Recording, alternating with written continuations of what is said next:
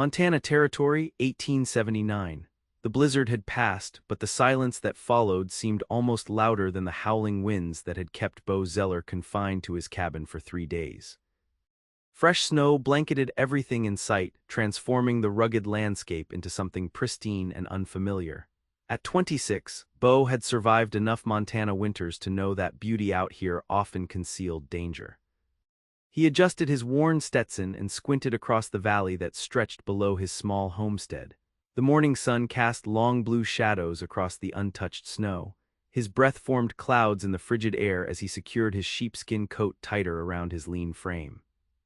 3 days snowbound had left him restless, his supplies dwindling. The nearest town, Pinecrest, was 5 miles away, a journey he'd need to make soon. "Come on, Thunder," he called to his black gelding. "Let's see what the world looks like after that storm." Beau had been on his own since 19, when his parents' farm in Kansas failed during a drought. He drifted north, working cattle drives and breaking horses until he'd saved enough for this small plot of land tucked against the foothills. It wasn't much, 80 acres, a sturdy cabin, and a small herd of cattle, but it was his, and out here a man needed little else, or so he'd convinced himself. "No sense in wanting what you can't have," he muttered, a phrase that had become his mantra over the years. The frontier was no place for tenderness. Men who got soft out here ended up dead or broken. He'd seen it happen to better men than himself. As Thunder picked his way carefully down the snow-covered trail, Beau's thoughts drifted to Pinecrest and its small collection of buildings, the general store, the saloon, the small church where he seldom set foot. People would gather there, sharing stories of the storm, finding comfort in each other's company. He'd make his purchases and leave, same as always. That was when he saw her. At first, Beau thought his eyes were playing tricks. A figure in a dark blue dress stood alone in the vast expanse of white, halfway between his homestead and town. No horse, no wagon, just a woman standing motionless in snow that reached halfway to her knees. "Whoa," he pulled Thunder to a stop, blinking to make sure she wasn't a mirage born of isolation. The woman remained, her figure sharp against the brilliant white. What caught his attention next made his skin prickle with unease. The snow around her was perfectly undisturbed, not a single footprint trailing behind her. It was as if she had appeared out of nowhere, materialized from the cold air itself. Beau was not a superstitious man. The frontier bred practicality, not fancy, yet he found himself crossing himself, a gesture remembered from his mother's Catholic teachings. "Hello there," he called out, his voice sounding smaller than intended against the vastness of the snow-covered valley. The woman turned. Even from this distance, Beau could see she wasn't dressed for the elements. Her blue dress, though thick, had no coat to accompany it, no boots that he could see, and her golden blonde hair hung loose around her shoulders rather than being properly covered. She raised a hand in greeting but didn't call back. Curiosity and concern overrode caution. Beau guided Thunder forward, approaching slowly. As he drew closer, more details emerged. She was young, perhaps 20 years old, with a face that seemed almost too delicate for the harsh landscape. Her cheeks and nose were pink from cold, but she showed no signs of distress. "Ma'am," Beau said, tipping his hat when he was close enough to speak without shouting, "are you lost?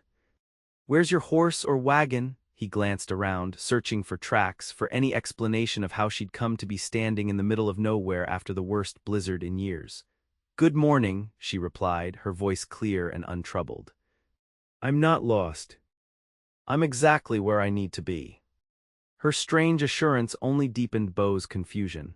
He studied her face, bright blue eyes that matched her dress, features that seemed almost too perfect, like a painting he'd once seen in a wealthy rancher's house. "I'm Beau Zeller, my place is just up the ridge," he gestured behind him. "Miss Sophia Lockhart," she said with a slight smile. "I'm pleased to meet you, Mr. Zeller." "Miss Lockhart, you shouldn't be out here without proper attire. The temperature's well below freezing." She glanced down at her dress, as if noticing for the first time that it might be inappropriate for the conditions. "I suppose you're right." Beau's discomfort grew. Something wasn't right. He'd lived in this valley for 3 years and knew every family within 20 miles. The Lockharts weren't among them. "Where are you staying? I can escort you back." "I don't have accommodations at the moment." She spoke with an educated accent that seemed out of place in the territory. "I was hoping to find shelter in town." Beau glanced back at the pristine snow, not a single mark marred its surface beyond his own horse's tracks. "Miss Lockhart, how did you get here?" he asked the question directly this time. She met his gaze steadily. "That's a complicated story, Mr. Zeller, one I'm not sure you would believe." A cold that had nothing to do with the temperature ran down Beau's spine. He wasn't a man who frightened easily, but something about this situation, this woman, unsettled him deeply. "I need to get to town," he said, making a quick decision. "You can't stay out here. Would you allow me to take you to Pinecrest?" She considered his offer, then nodded. "That's very kind of you." Beau extended his hand, helping her mount behind him. Her touch was surprisingly warm against his gloved hand. As she settled behind him on Thunder's back, he felt her arms wrap around his waist, a sensation both foreign and disquieting. How long had it been since he'd been this close to another person? "Hold tight," he instructed, urging Thunder forward. As they moved away, Beau couldn't help looking back at the spot where she had stood, a perfect circle of snow without a single track leading to or from it. The ride to Pinecrest was largely silent. Beau found himself acutely aware of Sophia's presence, the warmth of her body against his back, the scent of something like lavender that somehow clung to her despite the circumstances. Whenever he tried to formulate a question about her mysterious appearance, the words died in his throat. As they approached the outskirts of town, he finally asked, "Do you have family in these parts, Miss Lockhart?" "No," she replied simply. "No family left at all." The matter-of-fact way she delivered this news struck him as odd. No sorrow, no bitterness, just a statement of fact. "I'm sorry to hear that," he hesitated. "Are you planning to stay in Pinecrest?" "I'm not sure yet. I'm looking for something, or someone. I'll know when I find it." Before he could press further, they arrived at the main street of Pinecrest. Despite the recent storm, the town was showing signs of life. Shopkeepers shoveled paths to their doors, and a few wagons had already created tracks through the snow. Beau helped Sophia dismount outside the general store, which also served as the town's only hotel with its 3 rooms above the shop. "Mrs. Miller runs this place," he explained. "She's a good woman, she'll help you get situated." Sophia studied the building, then turned her gaze to Beau. For the first time, he noticed flecks of gray in her blue eyes, like storm clouds gathering. "Thank you for your assistance, Mr. Zeller. Our paths will cross again soon." It sounded less like gratitude and more like a promise or perhaps a warning. Before Beau could respond, the door to the general store opened, and Mrs. Miller herself appeared, Beau Zeller. "Thank the Lord you made it through that storm in one piece." The round, maternal woman noticed Sophia, and who might this be? "This is Miss Sophia Lockhart," Beau said, suddenly eager to transfer responsibility. "She needs lodging." "I found her," he paused, unsure how to explain. "She was traveling and got caught in the storm." Mrs. Miller's eyes widened with concern. "You poor dear, come inside this instant. You must be half frozen." As Mrs. Miller ushered Sophia inside, the young woman glanced back at Beau with that same mysterious smile. "Until we meet again, Mr. Zeller." Beau watched the door close behind them, an unexplainable unease settling in his chest. He'd come to town for supplies, but now found himself hesitating outside the store. With a shake of his head, he turned Thunder toward the saloon instead. For the first time in months, he felt the need for something stronger than coffee. The Frontier Saloon was already busy despite the early hour. Men gathered to exchange storm stories, exaggerating their hardships and close calls as they nursed whiskeys and beers. Beau nodded to a few familiar faces as he made his way to the bar. "Whiskey," he told the barkeep, placing a coin on the counter. "Ain't like you to start so early, Zeller," the man commented as he poured. Beau didn't respond, downing the drink in one swallow and welcoming the burn. He ordered another, then turned to survey the room while he sipped more slowly. "Heard you rode in with a woman," said a voice beside him. Jack Thornton, the blacksmith, leaned against the bar with undisguised curiosity. "Pretty one, from what Mrs. Miller's already telling folks." News traveled fast in Pinecrest. "Found her out on the flats," Beau said, offering no more. "Found her in that snow. Where was her horse?" "She didn't have one," the words slipped out before Beau could consider their implications. Jack's bushy eyebrows rose. "No horse, how'd she get out there?" The question hung between them. Beau had no answer that made sense, at least none he was willing to share. Don't know, didn't ask. He finished his second whiskey. Need to get my supplies and head back before dark. Jack wasn't deterred. Mrs. Miller says she talks like an educated Easterner. What's someone like that doing out here alone? Not my concern, Beau set his glass down with finality, but it was.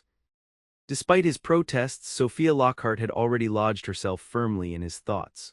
Throughout the rest of his time in town, as he purchased flour, coffee, ammunition, and other necessities, his mind kept returning to the woman in the snow with no footprints behind her. By mid-afternoon, he had loaded his supplies onto Thunder and prepared to head back to his homestead. As he mounted, a prickling sensation at the back of his neck made him turn. Sophia stood on the porch of the general store, watching him. She raised a hand in farewell. Beau nodded curtly and urged Thunder forward, eager to put distance between himself and the unsettling woman. Yet as he rode back across the valley, retracing their path from earlier, he found himself scanning the snow for any sign of tracks he might have missed, any rational explanation for her presence. There was nothing but his own trail from that morning. Back at his cabin, Beau threw himself into work, chopping extra firewood, repairing a loose board on the barn, checking on his small herd of cattle that had weathered the storm in a sheltered ravine. Physical labor usually cleared his mind, but today his thoughts remained cluttered with questions. As dusk approached, he prepared a simple meal of beans and salt pork, eating alone at his rough-hewn table as he had countless times before. The silence of the cabin, once comfortable, now felt oppressive. He found himself imagining what it might be like to have a voice answering his, laughter filling the empty corners, someone sharing the burden of frontier life. Foolishness, he muttered, washing his plate in a basin of melted snow. He'd long ago accepted that his path was a solitary one.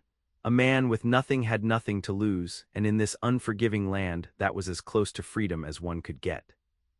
Yet as he settled into his bed that night, pulling rough woolen blankets around himself for warmth, Sophia's face appeared unbidden in his mind. Not just her beauty, though that was undeniable, but the mystery of her. In a life where each day largely resembled the one before, she represented something he'd thought long buried: curiosity, wonder, perhaps even hope. Sleep came reluctantly, and when it did, Beau dreamed of a woman standing in endless snow, beckoning him toward something he couldn't quite see. 3 days passed before Beau returned to town. He told himself he needed more ammunition, though the box he'd purchased remained nearly full. The real reason pulled at him like an invisible thread, drawing him back to Pinecrest with questions he couldn't ignore. The general store was busy when he arrived, locals restocking after the storm. Mrs. Miller greeted him with her usual enthusiasm. "Twice in 1 week, what brings you back so soon, Beau?" He examined a display of canned peaches with feigned interest. "Just picking up a few things I forgot." Mrs. Miller's knowing smile suggested she wasn't fooled. "Miss Lockhart was asking about you yesterday." Beau's head snapped up. She was. "Oh yes, wanted to know all about your homestead." "She's a curious one and popular too. Half the unmarried men in town have found reasons to visit my store since she arrived." A surprising flare of something like jealousy passed through Beau.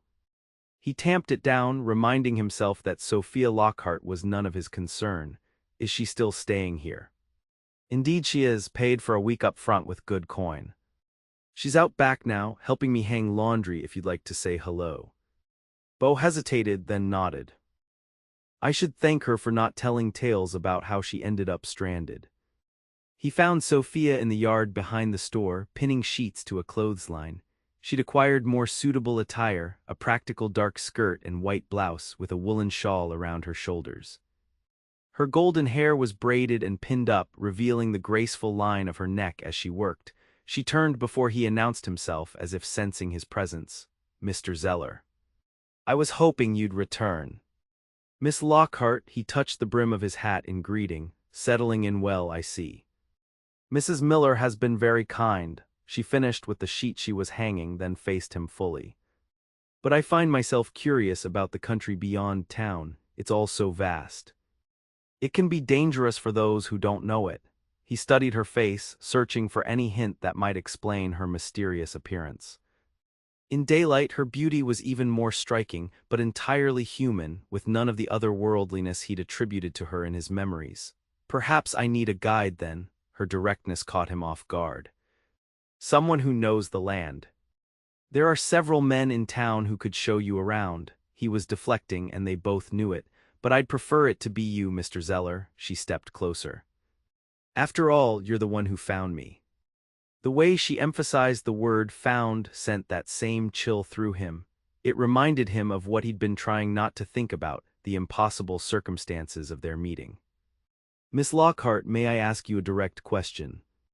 She nodded, her expression open. How did you come to be standing in that snow with no tracks around you?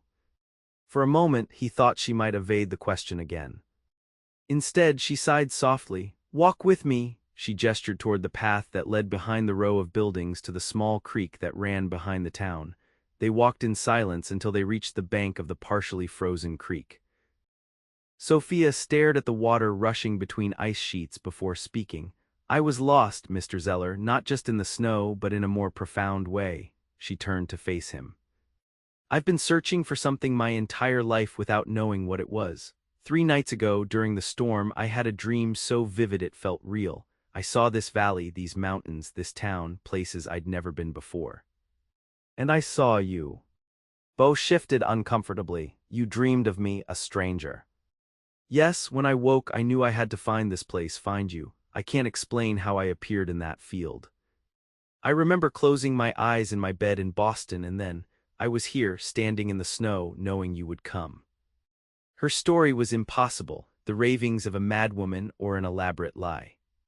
Yet something in her eyes and the careful way she spoke made Beau hesitate to dismiss her outright. You expect me to believe you? What, appeared here by magic, traveled hundreds of miles in your sleep? I don't expect you to believe anything, Mr. Zeller, I'm merely answering your question as honestly as I can. She reached out, her fingers barely brushing his coat sleeve. I understand how it sounds. If our positions were reversed, I'd likely think me insane or dishonest. Then why tell me this? Because I sense you're a man who values truth, however uncomfortable. And because I believe you and I are connected somehow, that there's a purpose to my being here. Beau took a step back, creating distance between them. He'd encountered his share of strange characters in his years on the frontier, but none like Sophia Lockhart. The rational part of his mind insisted she was hiding something, constructing an outlandish story to conceal her true circumstances. Yet another part, a part he rarely acknowledged, wanted to believe her. I should get back, he said finally. Storms brewing to the north, need to secure things at home. Disappointment flashed across her face, but she nodded. Of course. Thank you for listening, at least.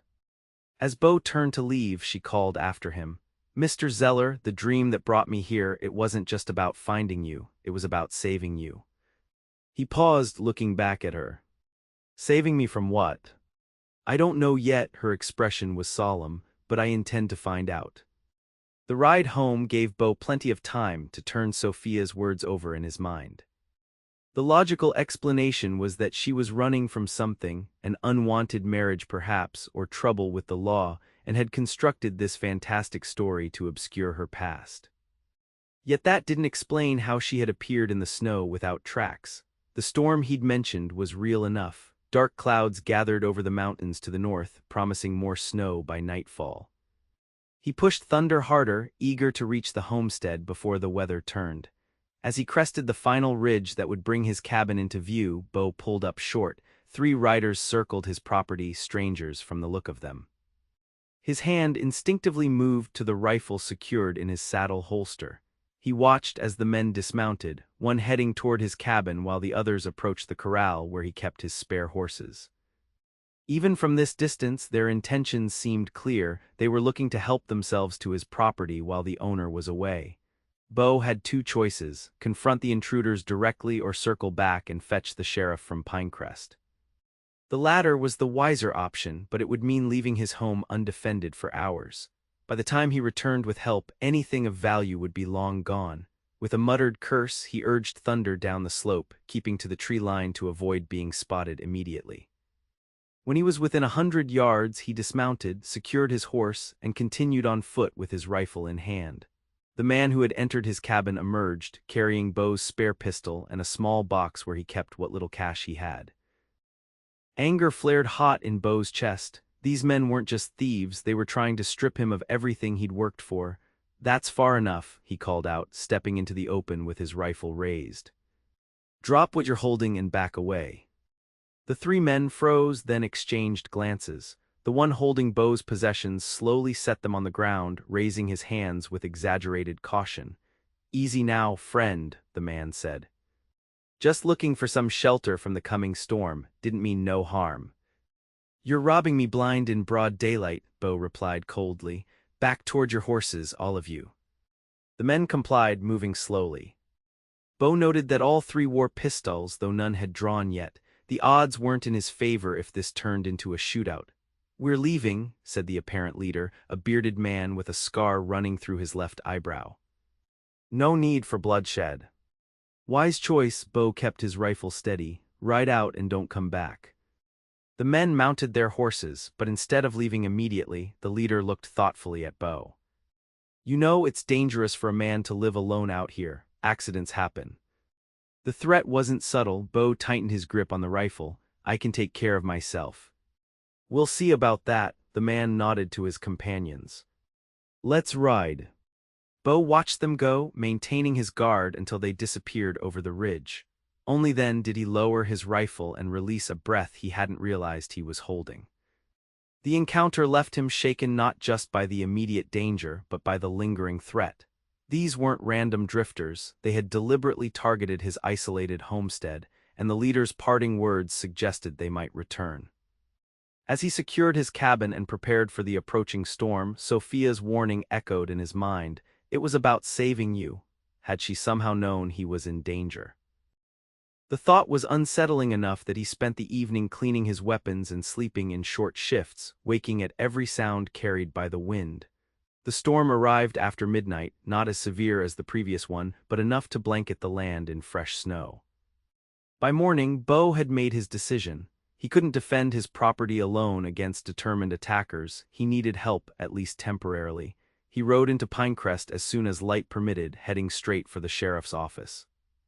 Sheriff Wade Thomas was a former Army man who'd taken the job after the war, bringing Eastern notions of law and order to the frontier town. "3 men, you say?" The sheriff frowned after Beau described the intruders. "One with a scar through his eyebrow." "You know them?" Sheriff Thomas nodded grimly. "Sounds like the Blackwell gang. They've been working their way through isolated homesteads in the territory. Started with theft, but their last 2 targets ended with murder." Beau's stomach tightened. "How many in the gang?" "At least 6 that we know of, led by a man named Eli Blackwell, mean as they come and smart too. They case a place first, figure out the owner's patterns, then strike when the odds are in their favor. They'll be back then. Count on it, and next time they won't be so accommodating." The sheriff rubbed his chin thoughtfully. "I can't spare a deputy to watch your place, not with the whole county to cover. Best advice is to stay in town until we catch these boys." Abandoning his homestead wasn't an option. Everything Beau had built over the last 3 years, his future was tied to that land. "I'll figure something out," he said, rising to leave. "Just wanted you to know they're in the area." As he stepped onto the street, his mind already turning over possibilities for defending his property, a familiar voice called his name. Sophia hurried toward him, concern evident in her expression. "Mrs. Miller said you rode in early.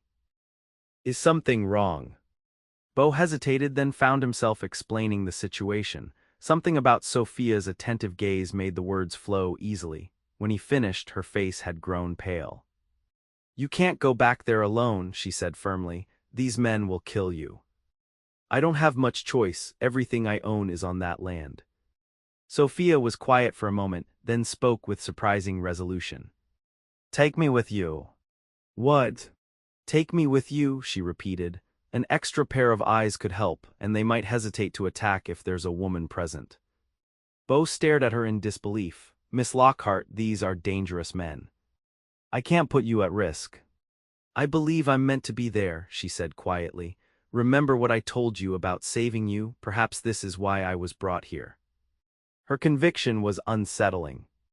The rational part of him knew he should refuse. Dragging an Eastern lady into potential danger violated every code of frontier conduct.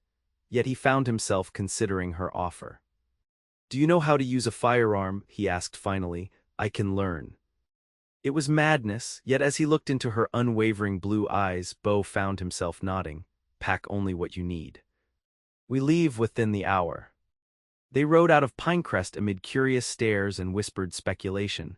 Beau could only imagine what conclusions the townspeople were drawing about his sudden departure with Sophia.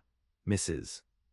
Miller had been particularly vocal about her concerns, alternating between motherly advice to Sophia about being careful with that lone wolf and extracting promises from Beau to treat the girl with proper respect.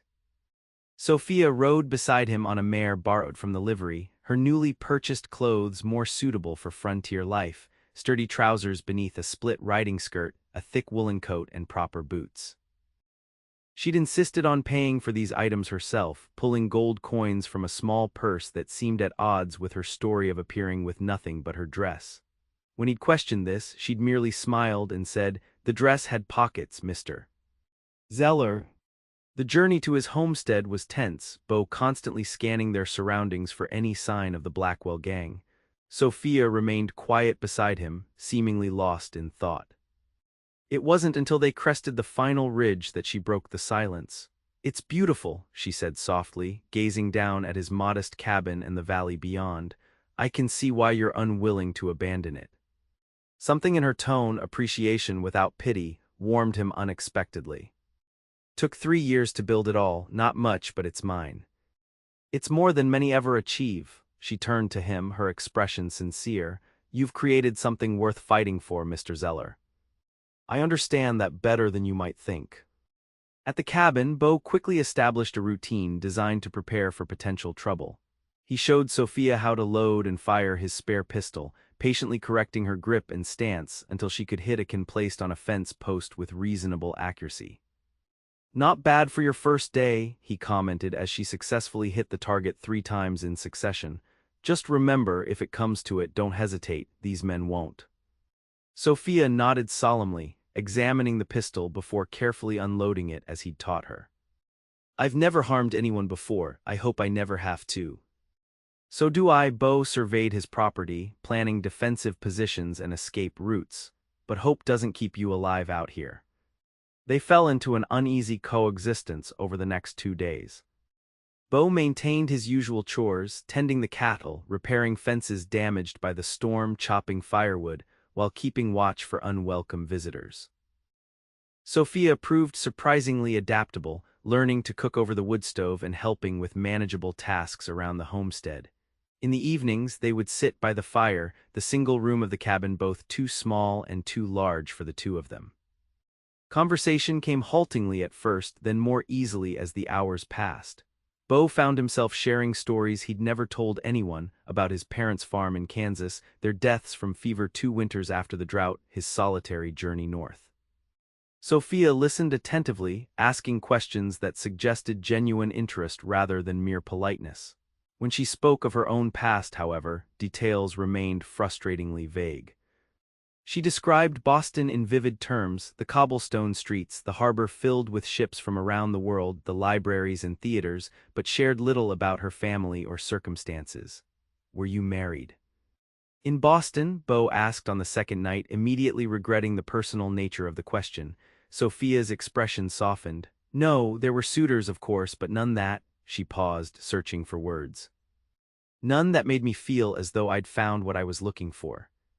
"And what were you looking for?" Her gaze met his across the fire. "Purpose, belonging, the sense that I was where I was meant to be." The intensity in her eyes made Beau look away first, suddenly aware of the impropriety of their situation, an unmarried woman staying in his cabin, the 2 of them alone miles from town. Yet it didn't feel wrong. Despite the strangeness of their meeting, despite his lingering questions about her appearance in the snow, Sophia's presence felt somehow necessary, as if she belonged in this space he'd built for himself alone. On the morning of the 3rd day, Beau woke before dawn to find Sophia already up, staring out the window at the darkness beyond. "Couldn't sleep?" he asked, pulling on his boots. She shook her head without turning. "They're coming today." A chill ran through him. The Blackwell gang, how do you know? The same way I knew to find you in the snow. Now she turned, her face grave in the dim light of the single lamp. I dreamed it last night. They'll come just after noon, when the sun is highest. Beau wanted to dismiss her prediction as nonsense, but the certainty in her voice gave him pause. How many? All 6 of them. They plan to burn the cabin after. She swallowed hard. After they're done with us. We need to leave, Beau said immediately. Ride for town while we still can. No, Sophia's voice was firm. If we run, they'll only follow, and they'll destroy everything you've built. It's just property. Not worth dying for. It's your home, your future. She stepped closer to him. Besides, I've seen how this ends if we stay and face them. And how's that? A small smile touched her lips. With us alive and them defeated. That's quite a prediction against those odds. I haven't been wrong yet, have I? There was a challenge in her voice now. I found you in the snow as I dreamed I would. I knew you were in danger before you did. Trust me now, Beau. It was the first time she'd used his given name. The sound of it in her voice did something unexpected to his resolve. What do you suggest? Together they developed a plan, one that relied on surprise and careful preparation rather than direct confrontation. Beau was skeptical of several elements, particularly those based on Sophia's foreknowledge, but he had to admit it was better than simply waiting to be attacked or abandoning everything he owned. By mid-morning, they had positioned Sophia's borrowed mare in the trees behind the cabin, loaded with essential supplies in case a quick escape became necessary. Beau moved his most valuable possessions to a hiding place beneath the floorboards, then created defensive positions both inside and outside the cabin. They'll approach from there, Sophia said, pointing to the eastern slope. 2 will circle behind to cut off escape while the others come directly to the cabin. You're certain of this? Beau checked his rifle for the 3rd time. As certain as I am standing here. She adjusted the pistol tucked into the belt of her riding skirt. Remember, let them think they have the advantage initially. Their overconfidence is our ally. At precisely noon, they took their positions, Sophia hidden in the root cellar accessible from behind the cabin, Beau apparently alone and vulnerable as he worked in the corral. The first sign of the approaching gang came exactly as Sophia had predicted, 2 riders appearing briefly on the eastern ridge before ducking back out of sight. Beau pretended not to notice, continuing to repair a section of fence while keeping his rifle within easy reach. 20 minutes later, he spotted movement to the south, 2 more riders circling wide to approach from behind the cabin. As Sophia had foretold, they were executing a classic pincer movement, intending to trap him from multiple directions. Beau felt a moment of doubt. Perhaps they should have fled while they had the chance. He was risking not only his life but Sophia's as well, all based on her mysterious confidence that they would prevail. Too late for second thoughts now. The trap was closing. He moved casually toward the cabin, rifle in hand, as if simply returning for a midday meal. Once inside, he positioned himself by the window that offered the best view of the approach. The first rider appeared openly now, the scarred leader Beau had encountered before. He rode slowly toward the cabin, one hand raised in a gesture of false greeting. "Hello, the house," the man called. "Remember me, friend." Beau stepped onto the porch, rifle held casually but ready. "What do you want, Blackwell?" The man's eyebrows rose slightly at the use of his name. "So you've been asking about me? I'm flattered. Sheriff Thomas sends his regards, says you're wanted for murder in 3 counties.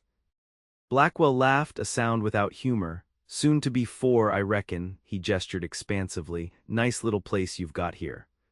Shame what's about to happen to it." As he spoke, the other riders emerged from various positions, 2 from the east, 2 from behind the cabin, and a final man approaching from the west. They had him surrounded, just as Sophia had predicted. 6 against 1, Blackwell continued. "Not good odds for you, friend, but I'm feeling generous today. Tell us where you keep your valuables and surrender that fine rifle and we might just leave you breathing." Beau's mind raced, calculating angles and distances. According to the plan, he needed to draw them in closer before Sophia made her move. "Why don't you come inside and we can discuss terms?" he suggested, backing toward the door. "Getting cold out here." Blackwell's eyes narrowed with suspicion but greed won out over caution. "Boys, keep him covered. Jasper, come with me." The leader and one other man dismounted, approaching the cabin while the others maintained their positions in a loose circle, rifles trained on Beau. As Blackwell and his companion reached the porch steps, a shot rang out from behind the cabin, exactly where Sophia had been hiding. One of the mounted men cried out, clutching his arm, his rifle falling to the ground. The momentary confusion was all Beau needed. He raised his rifle and fired in one fluid motion, hitting Jasper square in the chest. The man fell backward off the porch with a look of surprise frozen on his face. Blackwell dove for cover as more shots came from behind the cabin, Sophia picking off another rider with surprising accuracy. Beau ducked back inside, firing through the window at a third gang member trying to circle around. What followed was a chaotic exchange of gunfire. Beau moved from window to window, giving the impression of multiple defenders inside the cabin. Outside, Sophia continued to fire strategically from her hidden position, preventing the remaining gang members from coordinating their attack. The gunfight seemed to last forever, though in reality it couldn't have been more than a few minutes. When the shooting finally stopped, 3 of Blackwell's men lay dead or seriously wounded in the snow. A fourth had fled on horseback, trailing blood from a shoulder wound. Blackwell himself was pinned down behind the water trough, separated from his horse and outflanked by Beau and Sophia's crossfire. "It's over, Blackwell," Beau called out. "Throw out your gun and stand up slow." For a tense moment there was no response. Then, to Beau's shock, Blackwell made a desperate break for his horse, firing wildly as he ran. 3 shots rang out simultaneously, 1 from Beau's rifle and 2 from Sophia's position. Blackwell stumbled, then collapsed face first into the snow, his pistol flying from his hand. In the sudden silence that followed, Beau cautiously emerged from the cabin, rifle still ready. He approached Blackwell's motionless form, kicking the fallen pistol away before checking for signs of life. The outlaw was dead, multiple wounds in his back and 1 in his head. "Sophia," Beau called, suddenly fearful. "Sophia."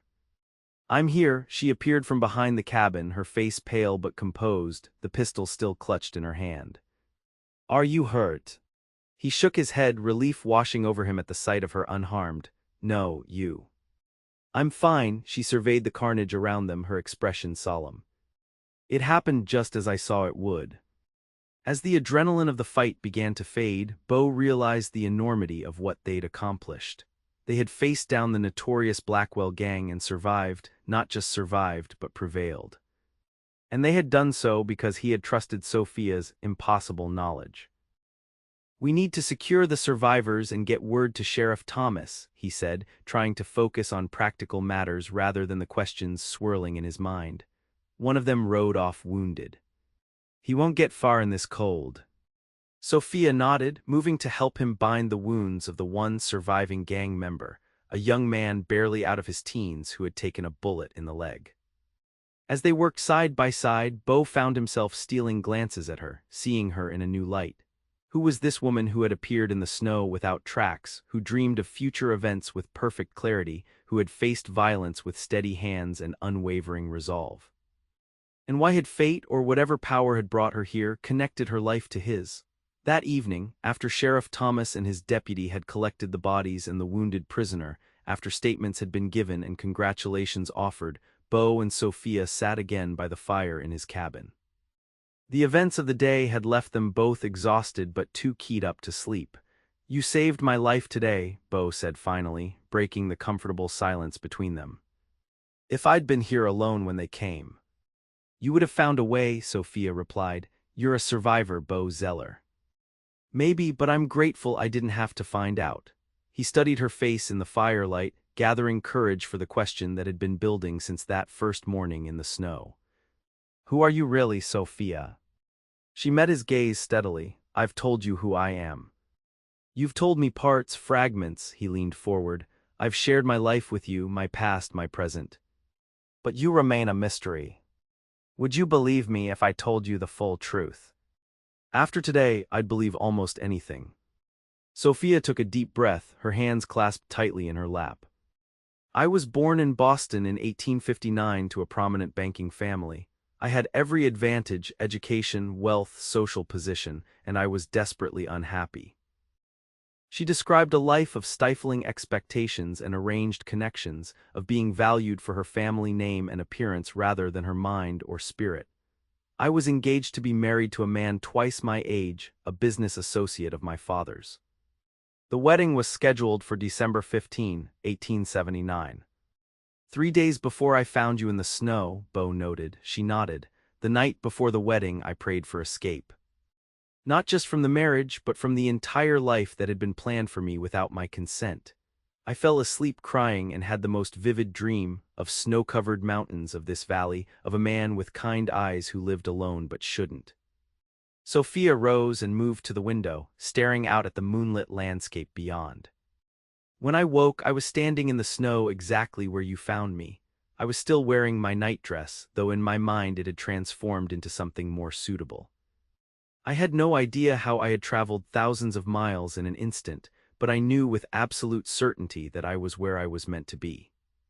Beau joined her at the window, careful to maintain a respectful distance. Do you think it was divine intervention? I don't know, she admitted. I've never been particularly devout, but there are forces in this world beyond our understanding. I believe something, call it God, fate, or merely the desperate wish of a heart in need, brought me here for a purpose. To save me from Blackwell's gang. Perhaps, or perhaps there's more to it. She turned to face him. Since arriving here, I've felt more alive, more present in my own existence than I ever did in Boston. Even in moments of danger, I've felt, right, as if I've finally found the place where I belong. The vulnerability in her confession moved something deep inside Beau, a recognition of his own loneliness, his own unstated longing for something more than mere survival. For 3 years, he had convinced himself that solitude was strength, that needing no one meant never being hurt or disappointed. But in just a few days, Sophia Lockhart had shattered that carefully constructed belief. What happens now? He asked quietly. I don't know. For the first time, uncertainty crept into her voice. My visions, as you might call them, only showed me as far as today's confrontation. Beyond this point, the future is unwritten. Beau considered this. You could return to Boston. Your family must be frantic with worry.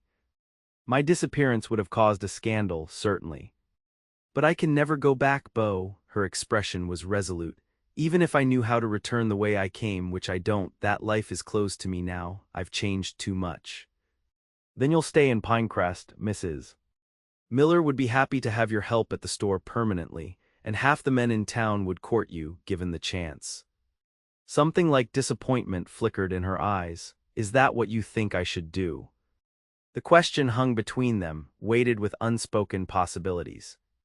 Beau found himself at a crossroads: retreat to the safety of isolation or risk opening himself to something he'd long ago decided wasn't meant for men like him.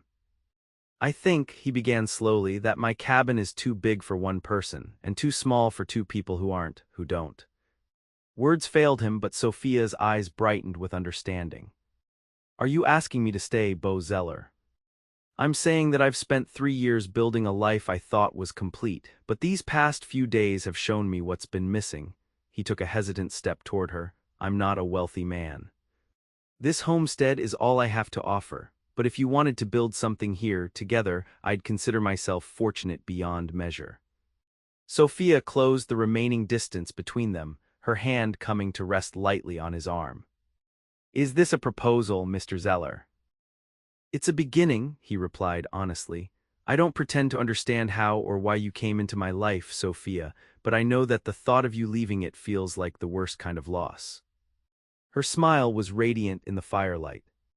Then I accept your beginning, and I look forward to discovering our story as it unfolds.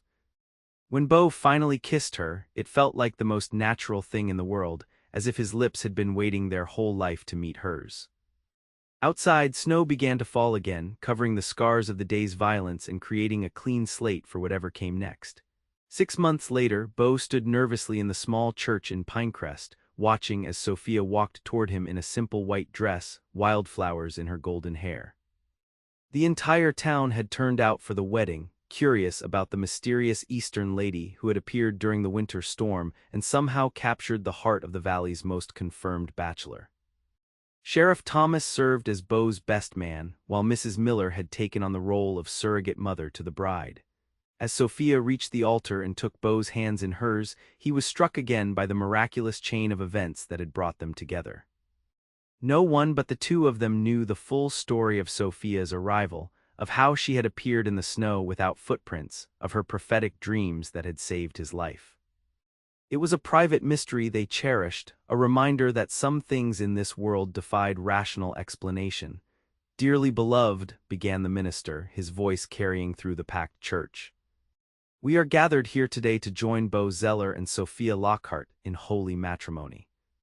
As they exchanged vows, Beau thought of the lonely man he had been, convinced that the frontier was no place for love, that vulnerability was weakness, that he was destined to walk his path alone. How wrong he had been. The homestead that had once felt too empty now bustled with life and plans for the future. Together they had expanded the cabin, adding a proper bedroom and a small parlor. They had increased the cattle herd and planted a vegetable garden that promised to yield bountifully in the summer sun. But more importantly, they had built something less tangible but infinitely more valuable, a partnership based on trust, respect, and a love that had overcome impossible odds to bloom in the harsh Montana wilderness. "I now pronounce you husband and wife," the minister declared. "You may kiss your bride." As their lips met to seal their union, cheers erupted from the assembled townsfolk. Beau pulled back just enough to whisper, "No regrets." "About the life you left behind." Sophia's blue eyes, clear as the mountain sky, held nothing but certainty. "I didn't leave my life behind, Beau. I found it standing in the snow, waiting for you." Outside the church, spring sunshine bathed the valley in golden light, melting the last remnants of winter and promising new beginnings. For a man who had once believed the frontier offered nothing but solitude and struggle, Beau Zeller had discovered its greatest gift, a love as vast and enduring as the Montana sky, born from a mystery he would never fully understand but would forever be grateful for.